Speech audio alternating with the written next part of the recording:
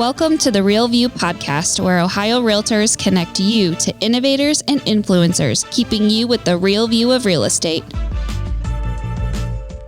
Whether you're a broker, agent, first-time homebuyer, industry leader, or just happen to stumble upon our podcast today, you can expect to hear tips, tools, tricks, interesting information, and so much more from the experts in Ohio's real estate game.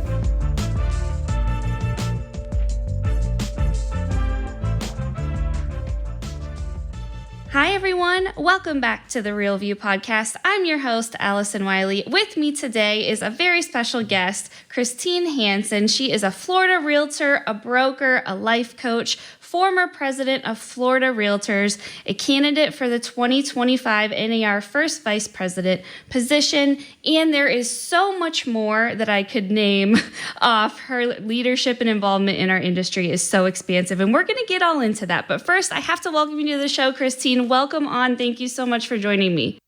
Well, thank you so much, Allison, for having me. I appreciate being here. Yeah, absolutely. So before we get started in today's episode, and you're going to share a little bit with us about your career journey and what your path in leadership has been like and what you've learned along the way. But before we get started on that, I have to ask our signature question that I ask all of the guests who join me on the Real View podcast, which is, since the show is called The Real View, I'd like to know, what is the best view that you've ever seen? So that is such a tricky question, Yeah. But I have to say, when I really think of all the travels and everything that I've done, it has to be just one, right, Allison? I can't do two, huh? I mean, if you want, maybe like 1A, 1B, you know? Okay. I love it, right? So the first one I have to say clearly is Machu Picchu. You know, being there and just thinking about the history and just feeling the energy and just knowing so much about just the spiritual part of that place was amazing to me. So definitely Machu Picchu was one. And then the second one was I had an opportunity to actually sit on top of this roof that was kind of a makeshift hotel overlooking the Taj Mahal. And again, that was just the most amazing, incredible view, and just knowing the different history and actually just looking out and seeing it within view was amazing. So I would say those are probably my two most incredible views, just to name two. Oh, I love that. Beautiful. No, very cool. And I want to get into more of the spiritual stuff, because I know that's some of the work that you do in your coaching and things like that. You're very well connected to that spirit, mind, body flow and kind of how that all works. So we'll get into that a little bit later, but thanks for playing along in my view game.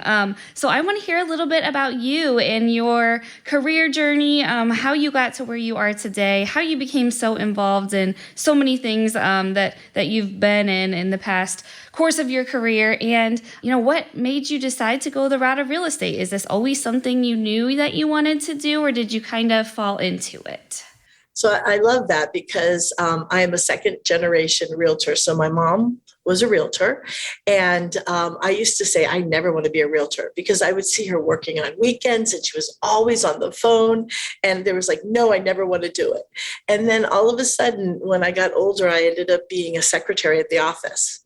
And I started to be around realtors, and I actually could see the joy of what they were doing. And then I also saw, I have to admit, I saw their checks and I thought, this looks kind of interesting.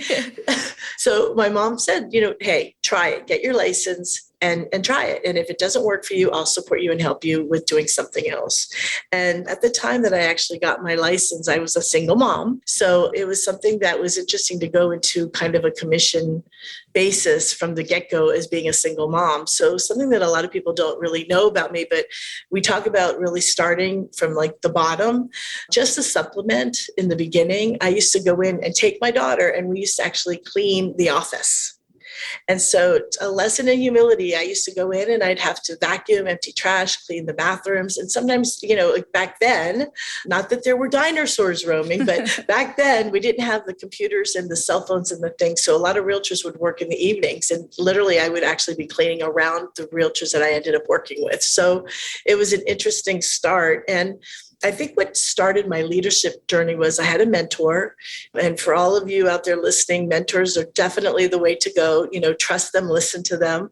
And she said, for me to really have a fulfilling career, I needed to get involved at my local association. And just that involvement and getting engaged and seeing all that we can do aside from just having a real estate license. I guess she knew, it just hooked me. So that's the start of my leadership journey. And it was back in, I hate to say this, but I got my license in 1987. Got my broker's license in 89, and then I ended up getting involved in my local association in 1992. So it's been a while. Yeah, no, that's incredible. And you've stayed consistent with it. I mean, throughout your whole career, which I think is so admirable and really cool as well. And I know you said you got hooked on it and decided kind of this was the thing for you. What's been your favorite part about leadership and holding those different positions that you have throughout your career? I love, when it came to leadership, I think being able to be part of something. So I never thought of leadership as a solo word. I always thought of it as a team. And I know we talk about that a lot, but back then, being a single mom, being able to surround myself with other professionals and people that wanted to make a difference at our local level and our grassroots level meant something to me, because I wanted to give back. I want to make the place a better place for my daughter to live and her daughter to live, and on. So I think it kind of just caught me that I love the collaboration, and every part of my leadership journey. Not only was I able to learn and grow, but I felt I was able to open the door and help someone else. And, that's just such an amazing feeling. Yeah, and you can kind of see that passion, with the work that you do as a coach as well, and wanting to give back to other people. And something I want to talk about too is your advocacy work and the work that you do giving back to the community. I always love hearing stories of realtors giving back, because I think it's such an important part of what this profession does. And I know it's something you do so well. Tell us a little bit about the work you do in your community and some of the involvements that you've had with different civic work. Thank you so much. So, when we talk back on advocacy and leadership, when I was my local president in 2007, that was right when all the prices in homes were going so high that we actually had a really serious issue here with regards to people's property taxes, pricing them out of their own homes. And we also had people that were stuck in their homes because they couldn't sell, because if they bought, the tax price range, the property taxes would just hurt them. So we had to fight and really talk about portability and how we could have people take a certain bracket of their price point and their property taxes, and then also be able to advocate so that the property taxes could only go up so much per year to safeguard the communities and the people we serve. So I was able to be part of that as my presidency in 2007. And I think we got those things passed. And we were able to be successful with being able to help those communities. And I think that's kind of where it really showed me firsthand, like, if you really pay attention to things, you can make a big difference. And so from there, seeing the work in the community, I've done other things like Challenge Air, where we had a whole bunch of pilots that would actually take children with disabilities and take them on a flight and show them that anything is possible for them. And so that was something that touched my heart, just from a community standpoint for helping our children. And then the other thing was the Cause for Patriots. And we did a whole big push with our company for that, just being able to help vets be able to have that emotional support that they need. We can't forget our people. I think that's really what anything that I ever do, it always comes back to, we can't forget that people need to be seen, they need to be heard, and they need to be helped. Mm-hmm. Absolutely. No. And I love what you said, that even we are one person, but we can make just a huge impact and difference in this world. And I think that's one of the things that can be so overwhelming. When you think about a problem or you hear stuff in the news, you're like, well, what am I supposed to do about this? It's almost that like helpless feeling. But I love that you said that, because you're right. Even if it's just a little bit, we can make a difference. And it's such an empowering feeling to be able to know that, like, we can, even though there's major, big problems and issues, and we hear about things every day, that we can have a difference. I think that's really important. And, Allison, when you say that, one of the things that I immediately go to is, nothing was more clear to me when I was Vice President of Advocacy in 2020. And NAR led the effort to really have realtors be deemed essential. And so that really touched on the livelihood of our members. Every single member, the impact was incredible. And knowing that we had a part of that, and then even being able to have independent contractors, first time ever, be able to get and ask for that PPP loans. I mean, again, sitting in that role, it's funny, 2007, president of my local, and we're having this crazy market. And then 2020, sitting as VP of advocacy. Now we have this situation with COVID. I've seen so many shifts, but I've seen when you stay focused and you work as a team and the issues, wow, what a difference we can make. And again, that's the hook, right? Oh my gosh, right? It's always something, and you can never, prepare yourself. So how do you really, navigate through those challenging times, and when stuff pops up that, you weren't expecting or that may be a little rattling? How do you work past that and push through it and keep sane in the midst of all the chaos that's going around? I love that question. So, so here's the thing is every day I do a reset. Every single day I start from a place of balance and peace. Before I even get out of bed, I say, and for those of people that have heard me before, I say I'm healthy, whole, and complete. And then what I do is I set my intention for the day, because things are always going to come at us.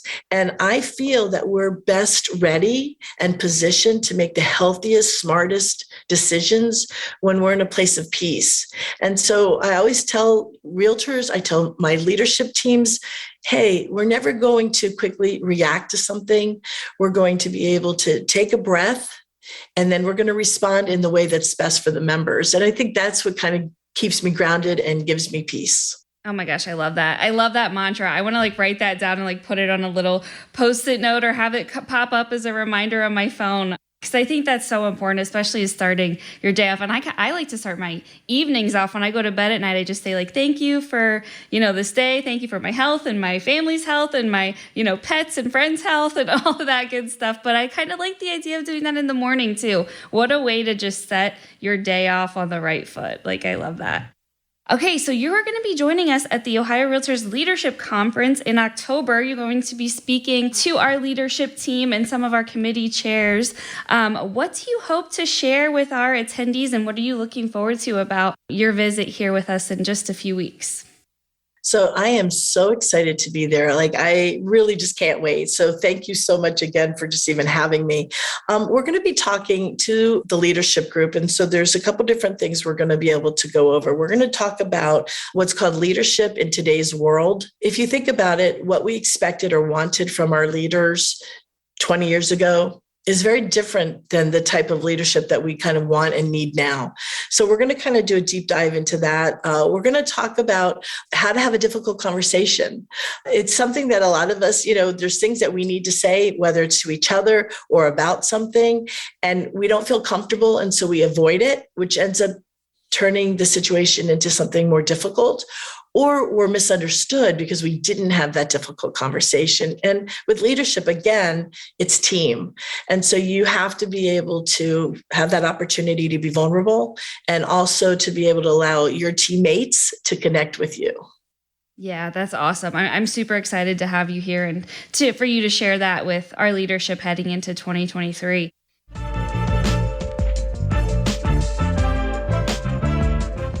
This episode of The Real View is brought to you by the Ohio Association of Community Colleges.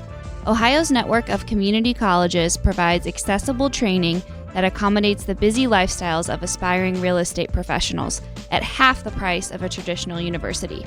With convenient locations in every part of the state, as well as online options, Ohio's community colleges are your smart choice for pre-licensing education. For more details or to start the journey to a real estate career, visit the education page at ohiorealtors.org and then click on the pre-license course locations. What have you learned throughout your career? I know you mentioned some of the things like being vulnerable, having those tough conversations. What else have you learned throughout your career about leadership, what it is, what it means, and kind of what it takes to become a good leader? I really love this question for so many reasons. So I can tell you some of the things that I've learned, because we all have to grow and learn, and we make mistakes. And so back when I was in a leadership position, but it was still kind of new to me, and some things happened where in the role that I was in, I should have had a voice to say, hey, this isn't right. We need to stop. We need to regroup. But I didn't. And I didn't because I was afraid. I was newer and I didn't have the confidence that I should have had in that role. So when I go out and I talk with leadership academies and when I talk to teams and groups, own your role and give yourself permission to have the confidence and think about having that confidence to be in the role that you're in. So that's something that still, I wouldn't say haunts me, but it's a lesson that I always try to share with people because my voice needed to be heard then and I was silent. And so that's a lesson that I promised I would never be silent again. The second thing I've learned in my leadership journey is the fact that you really truly can say anything to anyone as long as it is coming from love and respect. And I feel like, we all come from so many different places and it's so easy to see how different we are. But from a leadership viewpoint, if you can start looking at the thread of what we have in common and then look at the differences as ways to grow and to learn, you're going to have a team that's going to come up with the right choices and decisions because you're going to have it all mapped out from all sides of every point of view. The last thing I think is just giving yourself permission that you might not always succeed. And to know that if you do make, like I tell people, listen, I'm going to do the very best I can. And will I make a mistake? Probably. I'm not perfect, but if I do, I promise I will own it and I will take whatever measures I need to correct it. So I think those are the most important things I've learned in my journey so far. But I'm still learning. Yeah, absolutely. No, I think those are all so important. And do you feel like that kind of transfers over into your personal life as well? And I know, when we talk about leadership, we think in a business standpoint. And of course, this is a podcast for realtors and we're talking about the realtor profession. But do you feel like kind of following those steps and those guidelines, does that trickle over into your personal life as well and kind of make you a better person and leader and a mom and all the other things, all the other roles that you play throughout the day? Absolutely. I think everything you learn can be used across the board, right? So, as a mom, I definitely grew and learned, but I also learned that nurturing part of being present with my daughter was important when I was working with my realtors in my office. They're there for me to help them.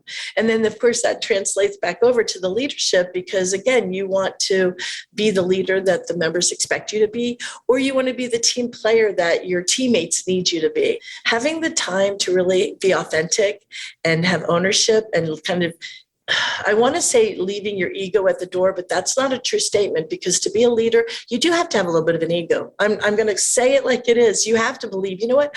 I think I'm the best person for this. And egos aren't always bad, right? Right. Yeah. Exactly. Like there's such a bad, there's a bad rep about like the good ego and the bad ego. And we need ego in a certain sort of way to, believe that you're the best in what you do.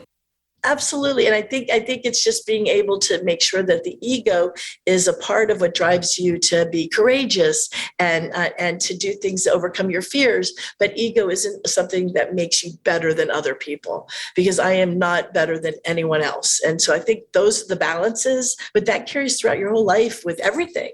Oh my God, that's so important. I think that is like, we need to take a minute because that is like so good and so important. I don't think we've ever talked about the ego and the impact that it has on this show before. So I love that you brought that up and you summed it up in just such a beautiful way. I want to hear a little bit, this is kind of a good transition because we're in kind of the life approach and how we, handle situations. I want to hear about your work as a life coach. Tell us a little bit about that. Why did you decide to get involved in that? I can kind of understand why as we hear more about you and your passion for helping others. But tell us about that and then maybe share a little bit about what you're seeing these days with your clients. What are some of those tough challenges or problems that we're facing? What are you seeing when it comes to your work in that regard? So I think the thing that got me started in this path of being kind of a coach and helping people, I always have had kind of a passion for it. Like, I don't even remember when it started. I joke and say, my father had been a Lutheran minister, so maybe it's always just been in my blood. But I was looking for a way of being able, I felt like people needed permission to take care of themselves, and they needed a safe place to be able to heal when things were going wrong. And I was looking for a way to find that. And so I ended up finding Louise Hay, and it's with Hay House, and I took their course on being a workshop leader. And I went in it, and Allison, I have to tell you, I went in thinking, I'm going to learn all this stuff and I'm going to fix all these people and help them, I went and they make you take the course. Oh my gosh, I learned so much. I mean, I needed it. So in my heart, I could feel that for me, and I thought I was kind of balanced, how much people need. So that kind of really started me off. And then I went through the other courses in regards to the life coaching. And so I think for me, it's a gift to me to help other people. So I can honestly say selfishly, it makes me feel so good. And I don't know if there's anything really wrong with that, but it just really does. And then other times, people say, well, why do you do this? And I say, because it makes me feel so good to see people really truly own their lives and have the lives they deserve. So those are kind of my whys. But the second part of your question on what I'm seeing with people now really comes from a place that there has been a lot of division within our country, and there has been isolation due to COVID and various things. And with social media and people posting pretty much a lot of times how everything is so great, I think that it sometimes has hurt people where they are feeling very much alone. The other thing is we multitask. And I think sometimes we need to be in the present moment. And when someone's talking to you, listen to them. So a lot of times I'm feeling, and I'm working with people where they don't feel heard. Not that people aren't listening to their words, but there's no connectivity. And so people now that I'm seeing want to be able to be heard. People are fear-based because there is a lot of turmoil, and they need to have a safe place to know that, everything will be okay, that we're going to get through this, and to have that encouragement, permission for them to be themselves. We don't have to conform to anyone else. It's like, don't be anyone else. So, they're taken, be you, I think that that's really because people are worried about what other people think. And there's a difference between caring what other people think out of respect or worrying about what people think because you're trying to fit in. And so I think that has a lot to do with it. That makes so much sense, and I don't think that I've ever looked at it that way. Like the difference between the two, why you care about what people think. Are you caring out of concern, or are you caring with worry? That's so true and so interesting. And you're right. I mean, it's so hard now to get caught up in the social media comparison game. I mean, who doesn't do that as you scroll down your feed and this person's on this vacation and this person's lost this much weight and this person's in love and got engaged and married, and how do you, like, it's almost overwhelming. You're like, well, what about me? Like, what am I doing? How do I get, how do I level up on those levels? And I know that is something that we all struggle with. At least I know I do. It can be so toxic, and it's a lot, and it's hard. But one of the things that I love about the work that you do is you do so much with the mind, body, spirit connection. And I think that is so important and so critical. Tell us a little bit about that and kind of how you use that approach every day. Thank you for that. So one of the things, it's really about perception, how you see things. So when you're scrolling and you see someone's in love, take a moment and feel their joy and think it's so beautiful and wonderful that people can find love. And in the big picture of things, isn't that what we all want, is to feel safe and feel healthy and feel loved?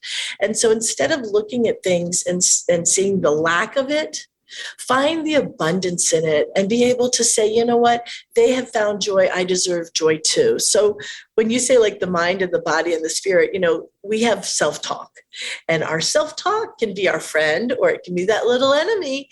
And so we need to be able to think about the words that we're saying to ourselves, because what we think really creates our beliefs, and then our beliefs really create our habits, and then it goes on to our life. I tell people, if you wake up in the morning and you're having all those little negative thoughts, write them down and then write in a present tense a positive. So if it's kind of like, I'm so tired, I can't believe I have to deal with today. If your first thought is that, you might want to say, I'm so happy I can set my intention for a wonderful day, or I set my intention for a wonderful day. So it's positive. So that's kind of part of it. The other thing, and you're going to laugh at this because I caught you saying it, I tell people, don't watch the news. Yeah.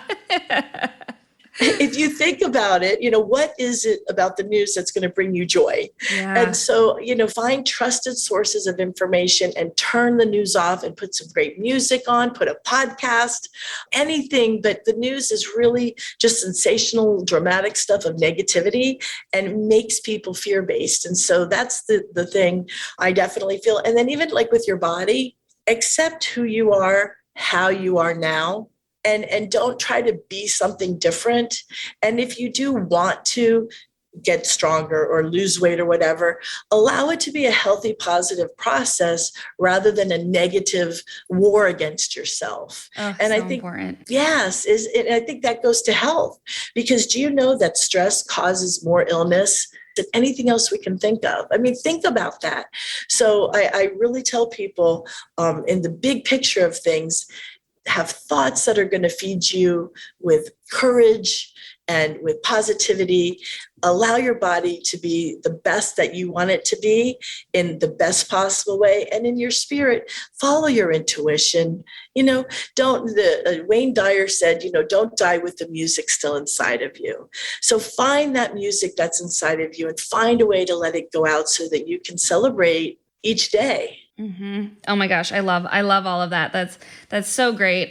Great stuff. And I love what you said, like stress, causes more health problems than almost anything else. And where does stress come from? Our mind. Like, we're not breathing stress in the air. We're not eating stress. We're creating it in our head based off of whatever outcomes are going around us. So it goes back once again to protecting your mind, protecting your thoughts. Tell yourself those good things. I know I'm one of the ones, I'm my biggest critic. I'm always like, no, you can't do that. Or what are you doing with that? Or why are you doing this? And it's like other people would never even think of the things that you think about yourself, right? Which is like Exactly. Also the crazy thing about this is so much of what lives in our head is made up stuff. Yes. Yeah. So why not? If you're going to make stuff up, make up good stuff. Yeah. Think about the best case scenario, not the worst case scenario. And because people sit there like, why are you always so happy? And it's not that I'm always so happy. I have challenges. I have struggles. I have difficulties. I have insecurities. It's just the way that you allow yourself to either heal from things or give yourself permission to take time to change those thoughts so that you can sit there and say, everything is working out for my highest good, and claim it versus getting down into that darkness. Oh, yeah. Yeah. That's something I constantly have to check myself on, because I'm like always, the biggest like pessimist in my head. I'm like, that can never happen. That can never work out. And I'm like, none of what I'm saying is true. Like, why am I believing all of this stuff and there's no proof of anything that I'm saying in my head? That's exactly. Yeah, no, I love that. I think that's super cool. So before we kind of wrap up today, I want to hear about your newest venture that you are going to be heading into in your leadership journey, which is your candidacy as the 2025 NAR First Vice President. I know you can't say much because it's not that official time yet, but what can you tell us about that and what you're looking forward to? Well, thank you. Well, again, all I really can say is that I am Florida's endorsed candidate for NAR First Vice President for 2025. I'm excited for the journey, and I would love to be invited back anytime after August of 2023 to tell you more. But it's an amazing journey, and I'm humbled by it. Well, amazing work there. Congratulations again on that endorsement from Florida, and best of luck with your campaign as it officially kicks off next August. And thank you so much again for your work in this industry and just the things that you do. And I mean, you guys, if you don't know Christine, just Google her bio, and the list of your involvements at all of your different state and local and at the national level is crazy. So you are a true servant of this industry. So we thank you for that very much. Is there any last words, any last bits of advice before we wrap up today that you would like to share? Nope. The only thing that I would say is to anybody that's out there listening is just be your best authentic self. Don't forget, volunteering is supposed to be fun. And again, a lot of the relationships and friendships that you make will go far beyond any title you have. So just enjoy it and have fun. Absolutely. I love that. Well, Christine, thank you again so much for joining me. To all of our listeners, thank you guys for tuning in. We will talk to you next week. Thank you for listening to The Real View. That wraps up today's episode. You can keep up with the latest on the podcast at ohiorealtors.org/therealview and on Apple or Google Podcasts, Spotify, or wherever you listen. Have questions, comments, or suggestions? We want to hear from you. Email us at podcast@ohiorealtors.org. We'll see you next time.